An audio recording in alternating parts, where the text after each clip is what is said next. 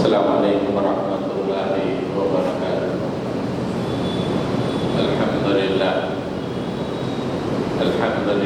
نحمده ونستعینه ونستغفره ونؤمن به ونتوکل علیہ ونعوذ باللہ من شرور انفسنا ومن سیئات اعمالنا، من يهده الله فلا مضل له ومن يضلل فلا هادي له، ونشهد ان لا اله الا الله وحده لا شريك له، ونشهد ان محمدا عبده ورسوله، ارسل بالحق بشيرا ونذيرا وداعيا الى الله باذنه وسراجا منيرا۔ اللهم صل على محمد وعلى ال محمد كما صليت على إبراهيم وعلى آل إبراهيم إنك حميد مجيد۔ اللهم بارك على محمد وعلى آل محمد كما باركت على إبراهيم وعلى آل إبراهيم إنك حميد مجيد۔ أما بعد، سامعین محترم، اللہ تعالیٰ نے انسان کو بنایا اور پھر اس انسان کو زمین پہ بسایا۔ انسان کو بنانے اور زمین میں بسانے سے پہلے اللہ نے پوری کائنات کی تخلیق کی۔ زمین، آسمان، زمین کا پورا ایکو سسٹم، سب چیز اللہ تعالیٰ نے پہلے ہی بنا دی تھی۔ پھر اس کے بعد اللہ تعالیٰ نے انسان کو اس زمین پر بھیجا ایک زندگی مستعار دے کر، تاکہ اس کی آزمائش ہو، اور اگر اس آزمائش میں کامیاب ہوتا ہے تو وہ اس زندگی کے بعد ہمیشہ ہمیشہ کی زندگی میں خوشیاں، مسرتیں لوٹتا رہے، جنتوں کے مزے لوٹتا رہے۔ اگر اس زندگی میں جو دنیا میں اسے ملی ہے اس میں ناکام ہو جاتا ہے تو پھر ہمیشہ ہمیشہ کی زندگی اس کے لیے آگ، زخم کا دھون اور کھانے کے لیے زخموں کا گرم گرم پانی، اس طرح کا اللہ تعالیٰ نے قرآن مجید میں بیان کیا ہے۔ اب ہم لوگ اس دنیا میں زندگی گزار رہے ہیں اور اللہ تعالیٰ کی نگاہیں ہر انسان پر لگی ہوئی ہیں کہ وہ کیسے عمل کرتا ہے۔ ایک اینگل سے اگر آپ دیکھیں کہ ایک محفل ہے، اس محفل میں جو لوگ موجود ہیں وہ ایک طرح کا کام کر رہے ہیں۔ اس میں اگر ایک ایسا شخص آ جائے جو اس محفل کے متضاد کام کرنے لگے تو کیسے لگے گا؟ جیسے مسجد میں اس وقت سب لوگ ہم بیٹھے ہوئے، اس مجلس کا ایک مزاج ہے، ایک طریقہ ہے۔ اچانک ایک شخص آتا ہے، صرف چھٹی پہن کر مسجد میں داخل ہوا ہے، نہ شرٹ ہے نہ بنیان ہے، تو کیسے لگے گا؟ بالکل متضاد۔ ویسے ہی ٹریفک چل رہی ہے، ٹریفک بہت زیادہ ہے اور لیفٹ سائڈ سے ٹریفک جو ہے فلو ہو رہی ہے، اچانک ایک صاحب اپنی گاڑی کو رائٹ سائڈ چلانا شروع کر دیتے ہیں تو کیسا لگے گا؟ تو ویسے ہی اس کائنات کے مزاج کو سمجھنے کی ضرورت ہے۔ کہیں اس کائنات کے مزاج میں ہم اس چٹی پوش آدمی کی طرح تو نہیں ہے جو عین جمعہ میں داخل ہو گیا، یا اس شخص کی یا اس نوجوان کی طرح تو نہیں ہے جو ٹریفک کے مخالف سمت میں جو اپنی گاڑی کو چلا رہا ہے۔ تو اس کے لیے یہ کائنات کا مزاج، یہ کائنات کو اللہ تعالیٰ نے جو تخلیق کیا ہے، وہ کائنات کیا کر رہی ہے، اس کے مزاج میں کیا چیز ہے، اور ہم اسی کائنات کے جز ہیں، اور اگر ہماری زندگی اس کائنات کے مطابق ہوگی تو ہم صحیح ہیں، اگر ہم اس کائنات میں رہتے ہوئے اس کائنات کے خلاف میں اپنی زندگی گزار رہے ہیں، اس کائنات کے مزاج کی مخالفت میں زندگی گزار رہے ہیں، تو یہ جو ہے بہت ہی بری بات ہے۔ تو آپ کائنات کا مزاج دیکھیے، کائنات کے مزاج پہ اگر غور کریں تو کائنات میں 3 چیزیں معلوم ہوں گی آپ، جس سے یہ پوری کائنات کا مزاج بنا ہے۔ زمین، آسمان، ستارے، ہوائیں، تمام کا مزاج ان 3 چیزوں سے بنا ہے۔ سب سے پہلا اطاعت، یہ پوری کائنات صرف اللہ کی اطاعت کر رہی ہے۔ ثم استوى إلى السماء وهي دخان فقال لها وللأرض ائتيا طوعا أو كرها قالتا أتينا طاعين۔ کائنات جب بن رہی تھی، پہلے سیکنڈ میں ہی اس کائنات نے اعلان کر دیا کہ ہمارا مزاج کیا ہے، اور وہ تذکرہ اللہ نے قرآن میں کیا۔ پوری جب کائنات بن رہی تھی اس وقت کائنات نے اپنے مزاج پہ اعلان کر دیا کہ وہ کیا ہے۔ پھر اللہ تعالیٰ نے آسمان کی طرف توجہ کیا، جبکہ یہ آسمان دھواں تھا، ایک دھوئے کی شکل میں تھا، وہی دخان۔ ثم استوى إلى السماء وهي دخان، آسمان کی طرف متوجہ ہوا، اور جبکہ آسمان دھوئے کی شکل میں تھا، ایک دھواں تھا، اور اس نے حکم دیا فقال لها وللأرض ائتيا طوعا أو كرها، تو اللہ تعالیٰ نے آسمان کو اور زمین کو حکم دیا، چاہیے یا نہ چاہیے وجود میں آ جاؤ، تم چاہو یا نہ چاہو میرا حکم ہے، وجود میں آ جاؤ۔ یہ کائنات کی ابتدا ہو رہی ہے، جس میں آپ کو اور ہم کو چھوڑا گیا ہے، اور اس آیت میں اس کائنات کا مزاج کا ایک پہلو بیان کیا جا رہا ہے۔ قالتا، دونوں نے کہا، آسمان اور زمین دونوں نے کہا، اتینا طاعین، مالک ہم وجود میں آ گئے اطاعت گزار بن کر، آپ کی اطاعت میں ہم وجود میں آ گئے، آپ نے حکم دیا، آ گئے، ہم حاضر ہو گئے میں آج، آسمان زمین پورے حاضر ہو گئے، ایک حکم۔ اور وہاں پہ فرمایا کہ قالتا، دونوں نے کہا، آسمان اور زمین نے، اتینا ہم وجود میں آ گئے طاعین، اطاعت گزار بن کر۔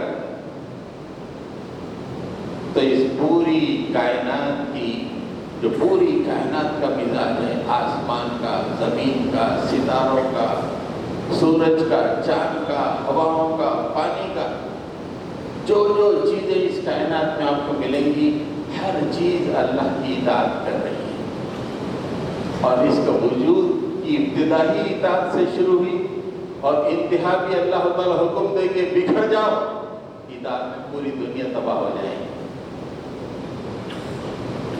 یہ کائنات کے مزاج کا ایک جز ہے اطاعت۔ ہم اپنی زندگی میں جھانک کے دیکھیں، ہم ہولے بولے تو نہیں ہیں، اس اطاعت گزار کائنات میں ہم اپنی منمانی زندگی تو نہیں گزار رہے ہیں۔ سورج، چاند، آسمان، زمین اللہ کی اطاعت کر رہی ہے، اور میں اپنی زندگی میں اللہ کی اطاعت نہیں کر رہا۔ جو چیز اپنی سراؤنڈنگ سے متضاد ہوتی ہے وہ بولی بن جاتی ہے، لوگ دیکھ کے اس کو ہنستے ہیں، ویسے ہی کائنات ہم کو دیکھ کے ہنس رہی ہوگی۔ کائنات کا مزاج تو یہ ہے اور تم نہ ظالم یہ عمل کر رہے، تمہاری زندگی میں ایجاد کا کوئی پہلو ہی نہیں۔ کائنات کی مزاج کا دوسرا پہلو ہے بندگی، اللہ کی بندگی کرنا۔ ہر چیز اللہ کی بندگی کر رہی ہے۔ سورہ حج میں ہے سجدے کی آیت، تقریب جب ختم ہوگی تو آپ تمام حضرات سجدہ کر لیجیے۔ کائنات کا مزاج کا دوسرا پہلو اللہ تعالیٰ بیان فرمائے، نادانو انسانوں دیکھو جس کائنات میں تم رہتے ہو اس کا مزاج کا دوسرا پہلو یہ ہے، أَلَمْ تَرَ أَنَّ اللَّهَ يَسْجُدُ لَهُ مَنْ فِي السَّمَاوَاتِ وَمَنْ فِي الْأَرْضِ وَالشَّمْسُ وَالْقَمَرُ وَالنُّجُومُ وَالْجِبَالُ وَالشَّجَرُ وَالدَّوَابُ وَكَثِيرٌ مِّنَ النَّاسِ وَكَثِيرٌ حَقَّ عَلَيْهِ الْعَذَابُ۔ أَلَمْ تَرَ أَنَّ اللَّهَ، کیا تم نے دیکھا نہیں، يَسْجُدُ لَهُ مَنْ فِي السَّمَاوَاتِ وَالْأَرْضِ، کائنات کی ہر چیز اللہ کے لیے سجدے کر رہی ہے، ہر چیز سجدہ کر رہی ہے۔ یہ اللہ تعالیٰ کہہ رہے ہیں من فی السماوات و من فی الارض، جو کچھ آسمان میں ہے، جو کچھ زمین میں، تنکے سے لے کے پہاڑوں تک، آسمانوں سے لے کے ذروں تک، ہر چیز اللہ کو سجدہ کر رہی ہے۔ پھر اس کی اور تفصیل اللہ تعالیٰ نے بیان کی، والشمس، سورج، والقمر، چاند، والنجوم، ستارے جو آسمان میں بکھرے گئے،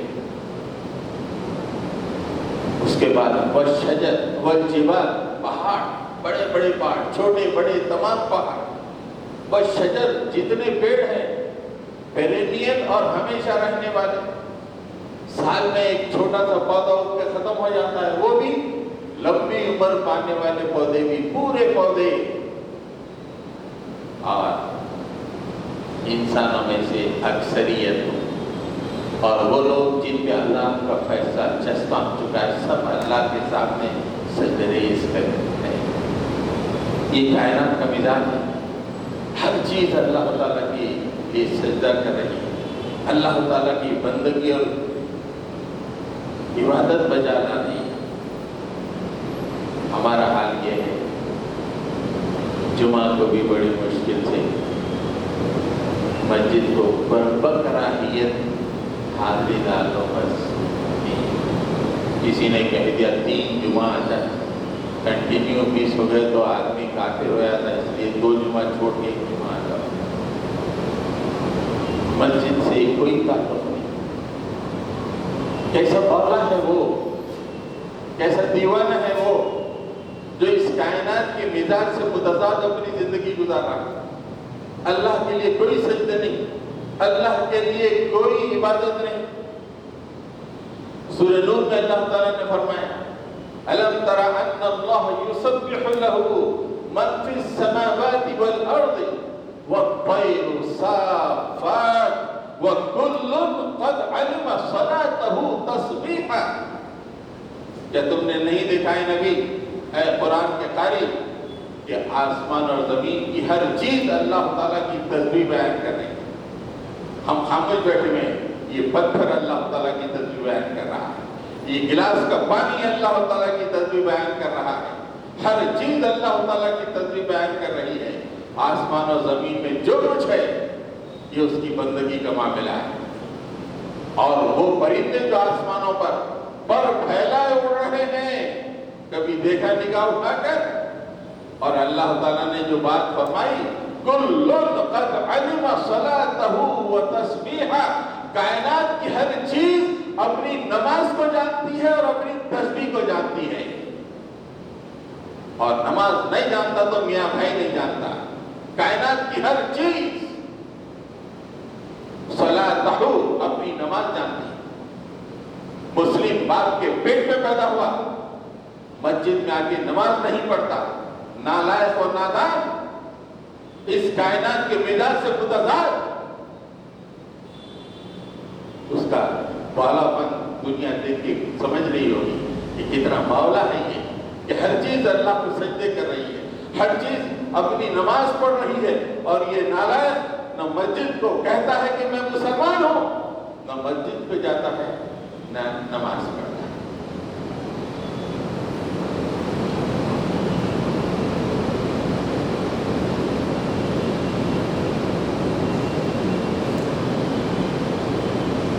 کائنات کا تیسرا مزاج حرکت۔ کائنات کی ہر چیز مسلسل حرکت کر رہی ہے، ہر چیز کنٹینیوسلی حرکت۔ یہ حرکت رک جائے کائنات ختم ہو جائے۔ اور میاں بھائی ایک ایسا ہے جو دن میں بستر پہ 12 بجے تک پڑا رہتا ہے۔ کائنات کی حرکت کے متضاد اپنی زندگی۔ الیکشن میں ووٹ پرسنٹیج کم کیوں ہوا؟ میاں بھائی رات بھر جاگتا رہا، 2 بجے تک دن میں سوتا رہا، اٹھ کے جو ہے تیار ہونے تک دوست احباب آگے بس ووٹ ڈالنے کا موقع نہیں۔ Vote percentage 30-35۔ بڑا دخل ہے رات میں جاگنا اور دن میں سونا۔ مردے ہیں، جو لوگ دن میں سوتے ہیں وہ مردے ہیں، زندہ لاشیں ہیں۔ وہ والدین سن لیں، اپنے گھروں میں زندہ لاشوں کو کھانا کھلا رہے ہیں۔ ایسے لوگ زمین پہ بوجھ ہوتے ہیں، خاندان پہ بوجھ ہوتے ہیں، انسانیت پہ بوجھ ہوتے ہیں۔ کائنات کے مغیر، کائنات کی ہر چیز حرکت کر رہی ہے، اور میاں بھائی کا بچہ بن حرکت بستر کی سمٹ بنے ہوئے پڑا ہوا ہے، اور والدین بھی دیکھ رہے ہیں اطمینان سے زندگی گزار رہے ہیں۔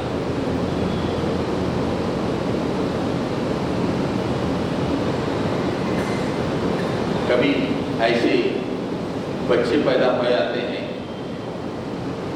کہ پیدا ہوتے ہی روتے نہیں، ہلتے جلتے نہیں، اسٹل برتھ ہوتے ہیں۔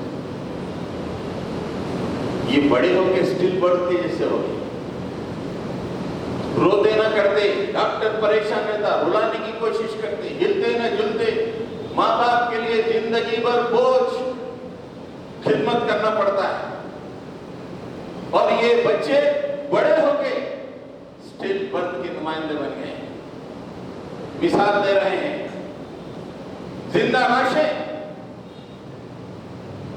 ایسا مزاج بن گیا ہے، وہ دیندار فجر پڑھ کے سو جا رہا 2 بجے تک، بھائی میں بڑا فجر پڑھ لیا۔ نالائق، صبح میں سونے کا ہے ہی نہیں، اسلام میں ہے ہی نہیں، اللہ کی کائنات میں ہے ہی نہیں دن میں سونے کا۔ ہاں چلو نیپ لے لیے، اللہ کے نبی نے ظہر کے بعد نیپ کی اجازت دی ہے، چھوٹا سا نیپ 5-10 منٹ کا اس کی اجازت ہے، خراٹے مار کے سونا نہیں ہے۔ کیسی اللہ تعالیٰ نے ہر چیز حرکت میں رکھی ہے، دیکھیے۔ أَلَمْ تَرَ أَنَّ اللَّهَ يُولِجُ اللَّيْلَ وَالنَّهَارَ وَيُولِجُ النَّهَارَ أَلَمْ تَرَ أَنَّ اللَّهَ يُولِجُ النَّهَارَ فِي اللَّيْلِ وَيُولِجُ اللَّيْلَ فِي النَّهَارِ وَسَخَّرَ الشَّمْسَ وَالْقَمَرَ كُلٌّ يَجْرِي إِلَىٰ أَجَلٍ مُّسَمًّى۔ اللہ تعالیٰ وہ ہے جو رات کو دن میں پروتا ہوا لے کر رہا ہے۔ رات حرکت کر رہی ہے، دن میں پروتا ہے۔ جب دن حرکت کرتی ہے تو رات میں پروتا ہے۔ رات اور دن مستقل حرکت میں لگے ہوئے، یہ اللہ تعالیٰ کر رہا ہے۔ اور اللہ تعالیٰ نے سورج اور چاند کو مسخر کر رکھا ہے، اور ہر یہ پوری کائنات کی ہر چیز ایک وقت مقرر تک مستقل حرکت کر رہی ہے۔ کل یجری الی اجل مسمى، کائنات کی ہر چیز مستقل حرکت کر رہی ہے۔ سورہ یاسین میں عام طور پہ سورہ یاسین مرنے کے وقت پڑھتے تو یاسین پڑھو ذرا جانا ٹھنڈی۔ یاسین وہ سائنٹیفک سورہ ہے جس میں اتنی سائنٹیفک باتیں اللہ تعالیٰ نے بیان کی ہیں کہ اگر صحیح سائنسدان پڑھے تو اس کا عقل چکرا جائے. وہ یاسین ہے جس کو ہم لوگوں نے مردے کے بعد، ارے دنیا میں آسمانوں میں کمندیں ڈالنے کا سورہ ہے یہ. مرتے وقت پڑھ یاسین اور قرآن حکیم پڑھ. لَلشَّمْسُ يَنبَغِي لَهَا أَن تُدْرِكَ الْقَمَرَ وَلَا اللَّيْلُ سَابِقُ النَّهَارِ وَكُلٌّ فِي فَلَكٍ يَسْبَحُونَ. دیکھیے حرکت، ہر چیز حرکت کا تذکرہ ہے. ایک سائنٹیفک آیت ہے اللہ تعالیٰ بیان فرمانے. سورج کی یہ مجال نہیں کہ چاند پہ جا کے پکڑ لے، اور دن کی یہ مجال نہیں کہ رات کو پکڑ لے. وَكُلٌّ فِي فَلَكٍ يَسْبَحُونَ. ہر چیز اپنے مدار میں گھوم رہی ہے وغیرہ. ہر چیز کا ایک مدار ہے جس میں گھوم رہی ہے. تو کائنات کی مزاج کی تین صفتیں، تین اجزاء. پہلی اطاعت، دوسری بندگی، اور تیسری حرکت. اور یہ تین چیزیں ہمارے اندر موجود ہیں تو ہماری زندگی اس کائنات کے مطابق ہے. اگر نہیں تو ہم اس کائنات کی مزاج سے بغاوت کر رہے ہیں. ہم وہ باغی ہیں جو اللہ تعالیٰ کے عذاب کی کبھی بھی مستحق ہو سکتے. دنیا میں وہی لوگ اللہ کے عذاب میں مستحق ہوتے ہیں جو کائنات کے مزاج سے متغیر ہو جاتے ہیں، خلاف ہو جاتے ہیں. آئیے اللہ تعالیٰ نے پہلے اطاعت کے بارے میں اہل ایمان کے بارے کو کیا کہا. اللہ تعالیٰ نے اطاعت کے بارے میں فرمایا کہ وَإِلَٰهُكُمْ إِلَٰهٌ وَاحِدٌ فَأَسْلِمُوا لَهُ وَبَشِّرِ الْمُخْبِتِينَ. تمہارا الہ تو ایک الہ ہے، اپنی پوری زندگی کو سرنڈر کر دو، اس کی اطاعت میں دے دو. وَأَسْلِمُوا لَهُ، اس کے لیے اپنے آپ کو سرنڈر کر دو. نہ تمہارا کھانا اپنا، نہ تمہارا پینا اپنا، تمہارا نیند اپنی، نہ تمہارا جاگنا اپنا، نہ تمہاری تجارت اپنی، نہ تمہاری معاشرت اپنی. ہر چیز اللہ کے لیے ہے اور تم اللہ کو سرنڈر کر دو. اپنی زندگی کو ٹوٹل سرنڈر کر دو. زندگی کے کسی بھی مرحلے میں تم کو اپنا منشا مرضی چلانے کی اجازت نہیں ہے. تم کو اللہ اس کے رسول نے کہہ دیا ہے کہ یہ کرو، یہ کرنا ہے. اللہ اس کے رسول نے کہا کہ فجر کے وقت اٹھ جاؤ. سونے کا اختیار ہی نہیں ہے. میں نے رات میں 2 بج گئے ولیمے سے فارغ ہونے تک میں ذرا سو جاتا ہوں. نالائق ہے، کائنات کی مزاج سے بغاوت کر رہا ہے. اطاعت نہیں ہے اس کی، اپنی مرضی چلا رہا ہے. اٹھنے جاگنے سونے پر، سونے جاگنے پہ آدمی کی کوئی مرضی نہیں، اللہ اور اس کے رسول کی مرضی. آج مسلم معاشرہ سونے جاگنے میں اپنی مرضی چلا رہا ہے. یہ وہ بالے ہیں. عام طور پہ کوئی بالا بند کرتا ہے تو پھر اسے رگڑا پہنچا دیا جاتا ہے. بھلے اس کا مقام یہ ہے انسانی سماج نہیں ہے. ویسے ہی کائنات کا ایک رگڑا اللہ تعالیٰ نے بنا کے رکھا ہے. پوری انسانیت جو اللہ کی اس اصول سے بغاوت کرتی ہے وہ بولے بالے ہیں، اس کو وہاں پہ پہنچانا. آگ وادیاں، آگ کی وادیاں جس میں ڈال. ایک اور مقام پہ اللہ تعالیٰ نے اچھی بات فرمائی ہے، وَمَنْ أَحْسَنُ دِينًا. ارے اس سے بہتر کس کا طریقہ زندگی ہو سکتا؟ دین کا مطلب طریقہ زندگی. وَمَنْ أَحْسَنُ دِينًا مِمَّنْ أَسْلَمَ وَجْهَهُ لِلَّهِ وَهُوَ مُحْسِنٌ وَاتَّبَعَ مِلَّةَ إِبْرَاهِيمَ حَنِيفًا وَاتَّخَذَ اللَّهُ إِبْرَاهِيمَ خَلِيلًا. ارے اس سے بہتر کس آدمی کا طریقہ زندگی ہوگا جس نے اپنے آپ کو اللہ کے لیے سونپ دیا، اسلم وجہہ للہ، اپنی زندگی میں میری مرضی نہیں چلے گی، اللہ اور اس کے رسول ہی کی مرضی چلے گی، کسی کی مرضی نہیں۔ وَهُوَ مُحْسِنٌ، اور ہر کام پرفیکشن سے کرتا ہے، نماز پرفیکٹلی ادا کرتا ہے، روزے پرفیکٹلی، قرآن پرفیکٹلی پڑھتا ہے، نوکری پرفیکٹ، تجارت پرفیکٹ، دوستی پرفیکٹ، ہر چیز میں پرفیکشن۔ وَهُوَ مُحْسِنٌ،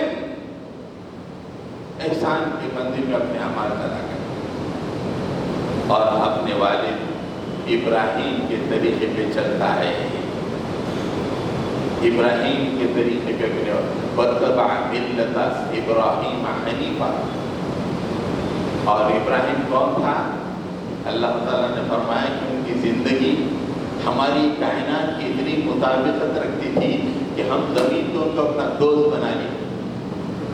وَاتَّخَذَ اللَّهُ إِبْرَاهِيمَ خَلِيلًا، ابراہیم کا اللہ تعالیٰ نے اپنا دوست بنایا۔ کیوں؟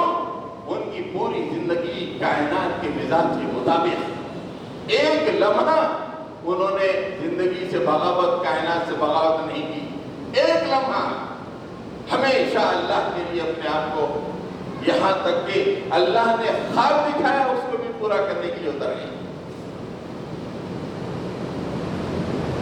کتاب ایسی ہونی چاہیے۔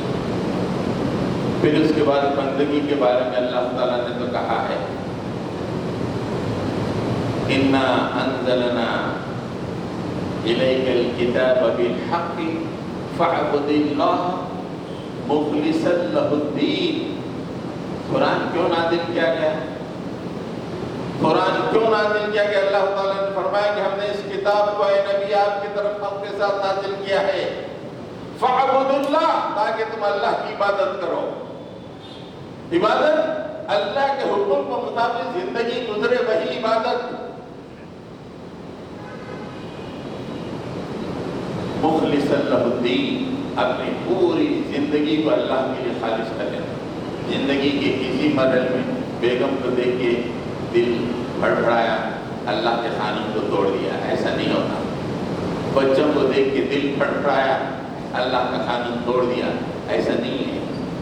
ہر وقت، ہمیشہ، دن و رات اللہ تعالیٰ کی اطاعت، کسی کی محبت اس پہ غالب نہیں آ سکتی، نہ بیوی کی، نہ بچوں کی، نہ دوستوں کی۔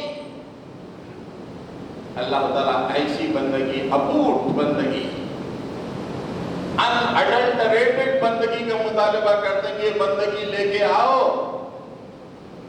نہیں تو ڈھونگ مت کرو میں مسلمانوں بول گیا، 4 نمازیں پڑھ لی میں مسلمان ہوں، یہ ڈھونگ ہے، پوری زندگی ہمارے مطابق ہے، ویری گڈ۔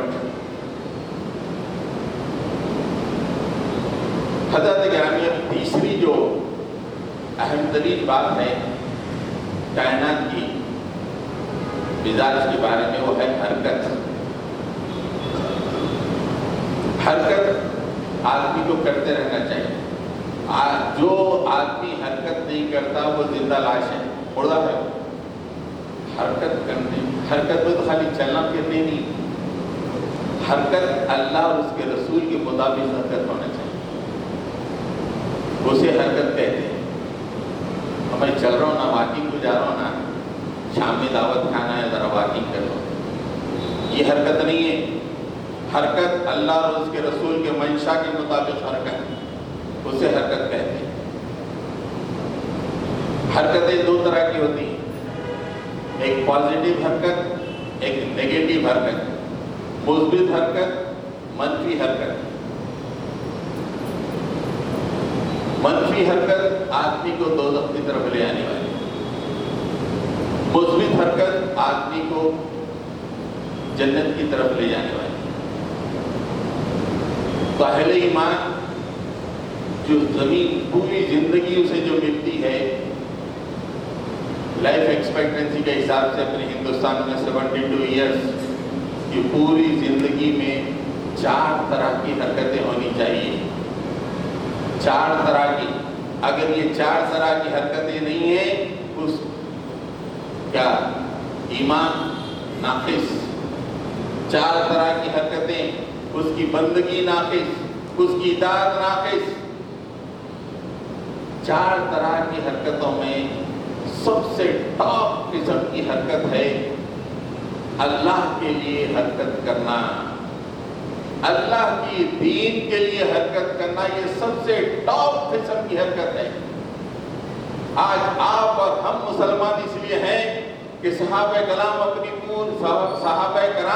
اپنی پوری زندگی کو اللہ کے لیے حرکت میں لگا دیے. ہم اپنی پوری زندگی کو دنیا کے لیے حرکت میں لگا رہے ہیں.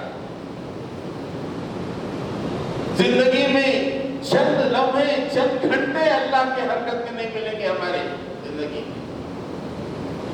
سب سے ٹاپ جو حرکت ہے وہ ہے اللہ کے لیے، اللہ کے دین کے لیے حرکت. وَجَاهِدُوا فِي اللَّهِ حَقَّ جِهَادِهِ. لوگوں جد و جہد کرو اللہ کے راستے میں، حرکت کرو. جد و جہد کا مطلب اپنی حرکت کو ٹاپ لیول پہ پہنچاؤ. ٹاپ لیول پہ پہنچانے کا مطالبہ ہے. اور جد و جہد کو ٹاپ لیول پہ کہاں پہنچانا؟ فی اللہ، اللہ کے راستے میں. شادی منانے کے لیے نہیں، کاروبار چلانے کے لیے نہیں، گھر بنانے کے لیے نہیں. لوگ گھر بناتے ہیں تو ایسا پوری زندگی کا مقصد سب کچھ اس کے لیے نثار کر دیتے ہیں. اللہ تعالیٰ کہہ رہا ہے کہ نہیں، اگر تم کو جد و جہد کرنا ہے، حرکت کرنا ہے، 100% حرکت کا میں مطالبہ کرتا ہوں، میرے راستے میں حرکت کرو. اللہ کے راستے میں حرکت بہت ضروری. اور قیامت میں بھی اللہ تعالیٰ یہ کہتے ہیں کہ ہم تمہاری حرکتوں کو دیکھیں گے، تمہاری جد و جہد کو دیکھیں گے، تمہاری کوشش کو دیکھیں گے. سورہ بنی اسرائیل میں اللہ تعالیٰ فرماتے ہیں وَمَنْ أَرَادَ الْآخِرَةَ وَسَعَى لَهَا سَعْيَهَا وَهُوَ مُؤْمِنٌ فَأُولَئِكَ كَانَ سَعْيُهُمْ مَشْكُورًا. جو آخرت چاہتا ہے، دنیا میں بنگلہ، گاڑی، بلڈنگ، شادیاں، یہ نہیں، جو آخرت کے لیے زندگی گزارتا ہے. اور اس کے فوری بات کہا وَسَعَى لَهَا سَعْيَهَا. جیسے آخرت کو پانے کی کوشش ہوتی ہے ویسی کوشش زندگی میں کرتا ہے. جیسے صحابہ نے کیا، آخرت کو پانے کے لیے زندگی میں جو کوشش، وَسَعَى لَهَا سَعْيَهَا، اس کو پانے کے لیے جیسی کوشش ہونی ہے وہ کوشش کرتا ہے. اور وہ مومن بھی ہے، ایمان پر بھی رکھتا ہے. ایسے آدمی کی کوشش مشکور ہوگی. قیامت میں اللہ تعالیٰ ایسے آدمی کی کوشش کو قبول کرے گا.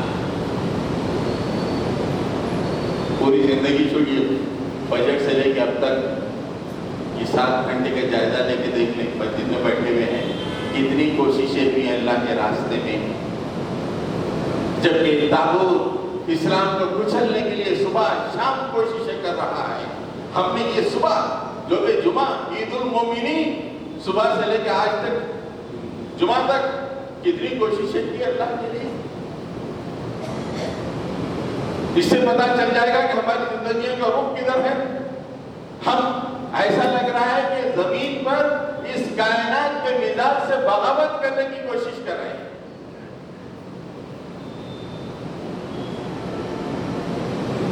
دوسری کوشش اور حرکت ہے اہل ایمان کی حصول علم کے لیے، علم کا حاصل کرنے کے لیے کوشش کرنا، انتھک کوشش. اور اس میں تو مسلمان فیل. پڑھ لیے، پاس ہو گئے، نوکری ملی، نہ کتاب معلوم نہ کچھ معلوم. یہ مسلمانوں کا کتاب پوچھے بھائی کتنے دن پہلے کتاب پڑھے، کتاب تو معلوم ہی نہیں ہے کون کتاب پڑھے.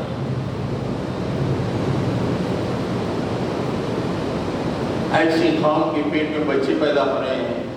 ایم سیٹ میں رزلٹ آیا، کیا رینک ہے؟ 1,20,000. آپ کا 1,35,000. آپ کہہ رہے 1 لاکھ نہیں، ہم لوگ مسلمان ہیں 1 لاکھ سے اوپر رہتے ہیں. 1 لاکھ سے نیچے ہمارا رینک نہیں رہتا. हम लोग रैंक में लखपतियाँ हैं। हम बोले आप अमेज़न या स्विगी को डिलीवरी बॉय बन जाएंगे। जो इल्म में इतने पीछे, इल्म में इतने पीछे, दुनिया कहाँ इज्जत करेगी तुम्हारी? ये दुनिया तो उनकी इज्जत करती है जो आसमानों में कमंदे डालते हैं, ऐसे लोगों की इज्जत करती है। तुम लाख के ऊपर, जबकि तुम्हारी इब्तिदा हुई, तुम्हारी तारीख इक़रा, पढ़ो, पढ़, इससे तुम्हारी तारीख की इब्तिदा हुई। और तुम्हारा आलम यह है कि तुम पढ़ने में इतने पीछे।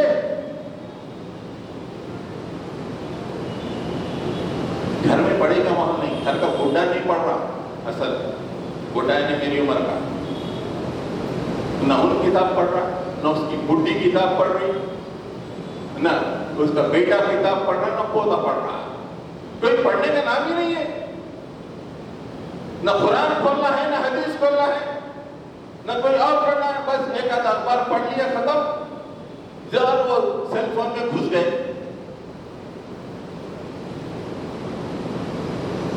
हमारे असलाफ की पढ़ाई के बारे में यह बात आई कि बड़े बड़े साइंटिस्ट हुए, बड़े बड़े मुफस्सिरीन भी हुए। इब्न सीना नामी एक बहुत बड़ा फिजिशियन, उन अपनी पूरी जिंदगी में 500 पेजेस के 20 वॉल्यूम लिखा मेडिसिन पर। जब यूरोप में रेनेसेंस शुरू हुआ, तालीम की तरफ यूरोप दौड़ा, तो 500 साल तक इब्न सीना की वो किताबें वहां की मेडिकल कॉलेजेस में पढ़ाई जाती थी। ये है तुम्हारी तारीख।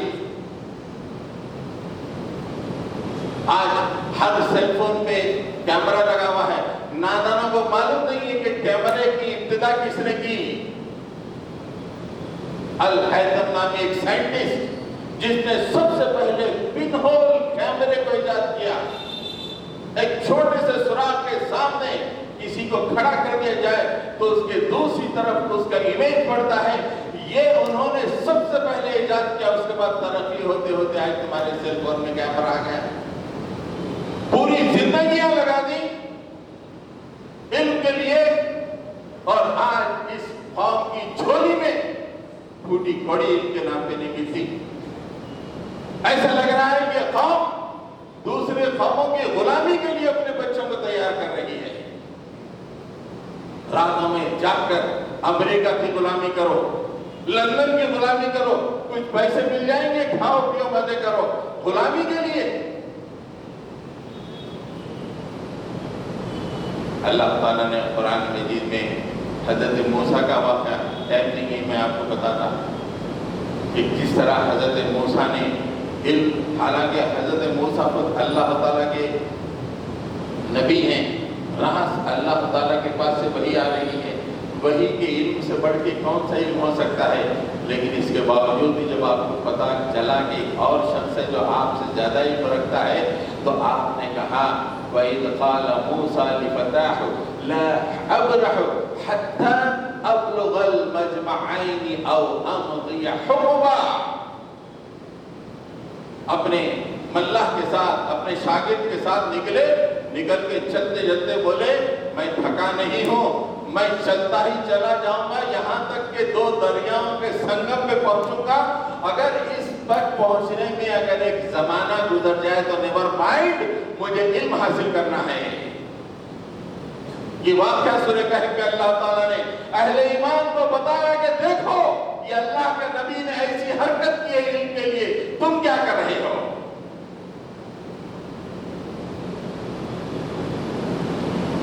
वो कौम जो इल्म के मैदान में हरकत नहीं करती, वो दुनिया की गुलाम बन जाती है। आज इजराइल सारी दुनिया पे क्यों हुकूमत कर रहा है? इसलिए कि उसके पेट में जो बच्चे पैदा होते हैं वो डॉक्टरी पे भी मुतमईन नहीं होते हैं, पीएचडी पे मुतमईन नहीं होते हैं, और आगे बढ़ के तहकीक करते चले जाते हैं, सारी दुनिया में छिपे गए। तीसरी हरकत है हुसूल रिज़्क़ के लिए। کے لیے کوشش کرنا. لوگ یہ سمجھتے ہیں کہ دنیا ہے، دنیا نہیں. ہاں آپ لگژریز کے لیے کوشش کریں تو دنیا ہے. بیسک زندگی گزارنے کے لیے میں کسی کے سامنے محتاج نہ رہوں، میرے بچے کسی کے محتاج نہ رہے، میرے بچے اچھی تعلیم حاصل کریں، یہ فرض ہے ہر مسلمان پر. ہر مسلمان کا فرض ہے. اور وہ مسلمان جو 18 سال کی عمر پہ پہنچ جاتا ہے اس کے قدموں پر حصول رزق لازم ہو جانا چاہیے. ہمارے بچے 32 سال تک والد کی روٹی توڑ رہے ہیں، سو رہے ہیں 2 بجے تک، اماں کھچڑی بنا کے دے رہی ہے.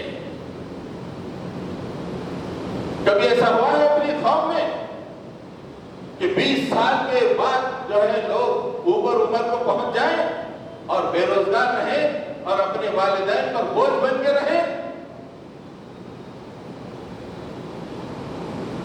اللہ تعالیٰ نے قرآن مجید میں فرمایا وَجَعَلْنَا اللَّيْلَ وَالنَّهَارَ آيَتَيْنِ فَمَحَوْنَا آيَةَ اللَّيْلِ وَجَعَلْنَا آيَةَ النَّهَارِ مُبْصِرَةً لِتَبْتَغُوا فَضْلًا مِّن رَّبِّكُمْ. رات اور دن کو اللہ تعالیٰ نے اپنی نشانیاں بنایا ہے. ہم نے رات کو اور دن کو نشانی بنایا ہے. رات کو ہم نے تاریک سے ڈھانپ دیا ہے اور دن کو ہم نے روشن بنا دیا ہے. کیوں؟ لِتَبْتَغُوا فَضْلًا مِّن رَّبِّكُمْ. دن میں تم رزق کی تلاش کرو اور قرآن کہتا ہے کہ فضلا من ربکم، رزق کی تلاش اللہ کا فضل ہے جس کی طرف تم قدم اٹھاتے ہو نیکی ہے. آج مسلم نوجوان 25 سال 26 سال 30 سال بے روزگار، بوجھ بنے ہوئے، کوئی حرکت نہیں، زندہ لاشیں. جبکہ اللہ کے نبی صلی اللہ علیہ وسلم نے ایک مانگنے والے سے کہا کہ تم ہٹے کٹے ہو، کیوں مانگ رہے ہو؟ تمہارے پاس گھر میں کچھ ہے؟ تو اللہ کے نبی نے ایک پیالہ منگایا، پیالے کو فروخت کی اور ایک کلہاڑی اور اپنے ہاتھ سے اس میں دستک دیا، جاؤ محنت کرو، محنت کرو، کماؤ، معاشرے پہ بوجھ مت بنو، لوگوں کے سامنے ہاتھ مت پھیلاؤ. چوتھی حرکت ہے لوگوں کے لیے کام آنا. زندگی اپنے لیے نہیں جینا، لوگوں کے لیے جینا. آج ہم پوری زندگی کیا کما رہے ہیں؟ پورا اپنے اوپر خرچ. خاندان میں غریب ہے، پہلے میں غریب ہے، مسلمان فیس کے لیے، بیماریوں کے لیے پریشان، کوئی فکر نہیں. اور یہاں پہ پیسے لگژریز میں خرچ ہو رہے ہیں، ادھر بیسک نیسیسٹیز کے لیے آنسو بہ رہے ہیں. کیا مسلمان ہو گئے ہیں؟ اللہ کے نبی صلی اللہ علیہ وسلم نے ایک موقع پہ آپ عصر کی نماز کے لیے مصلی پہ کھڑے ہو گئے تو ایک شخص نے کہا کہ میرا کام کر دیجئے. آپ پر ایک مصلی چھوڑ دیے، بھلے نماز بعد میں پڑھیں گے، بھلے اس آدمی کی مصیبت دور کر دی جائے. آپ نے اس شخص کی مصیبت کو دور کیا، پھر آ کے آپ نے نماز پڑھی. یہ نبوت کا مزاج ہے، یہ امت کا مزاج ہونا چاہیے. ہم اپنے لیے حرکت نہ کریں بلکہ لوگوں کے لیے حرکت کریں، لوگوں کے مسکان کے لیے، لوگوں کی بہتر زندگی کے لیے حرکت کریں. تو یہ 4 حرکتیں ہیں جو اہل ایمان کی بندگی کا ثبوت دیتے ہیں، اطاعت کا ثبوت دیتے ہیں. یہ 4 حرکتوں میں سے کوئی ایک حرکت بھی نہیں ہے تو اس کی بندگی ناقص، اس کی اطاعت ناقص. اور میں نماز پڑھ رہا ہوں، فجر کو آگے پڑھ رہا ہوں، فجر سے تھوڑی دیر پہلے آگے پہلی صف میں بیٹھ رہا ہوں. نہیں، یہ 4 ہے پورے. دین کے لیے کیا محنت کری آپ نے؟ دین پہ حملے ہو رہے ہیں، کیا کریں؟ نہیں کریں. پھر اور علم کیا 50-60 سال میں کہتے ہیں ارے علم تو مرنے تک سیکھنا ہے، مرنے تک سیکھنے کی چیز ہے. پڑھو، قرآن پڑھو، حدیث پڑھو، تفاسیر پڑھو، گھر میں علم کا ماحول بناؤ. آج بچے ہمارے پیچھے کیوں ہیں؟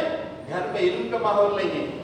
میں نے عرض کیا نہ بڈھا پڑھ رہا ہے نہ بڈھی پڑھ رہی، نہ گھر کا خاندان میں پڑھائی کی طرف ہے. ہر کوئی اپنے کمرے میں سیل فون میں مشغول ہے.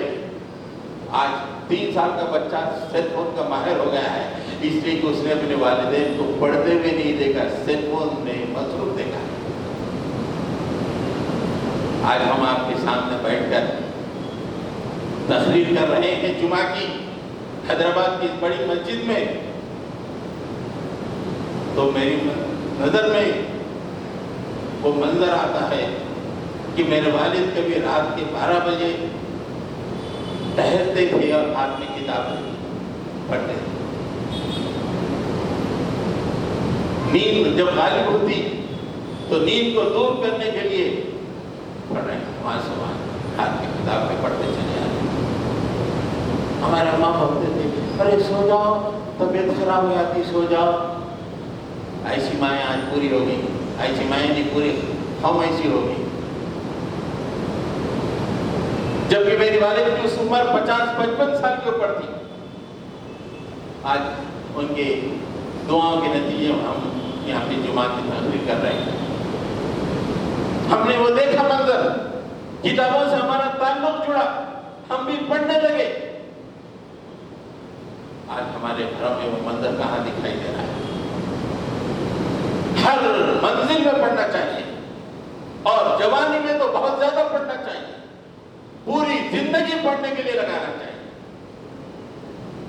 پھر رزق کی کمائی ان لوگوں کے لیے جو ہے، اگر ہم زندگی گزارنے کی کوشش کریں، یہ 4 سبجیکٹس میں، یہ 4 پیپرز میں کامیابی ضروری ہے. میں نماز پڑھ لے رہا ہوں 5 وقت نہیں ہوتا، یہ 4 میں کامیاب نہیں تو کائنات کی جو مزاج ہے اس کی مزاج کے مطابق ہماری زندگی نہیں ہے، حرکت اس نہیں ہے.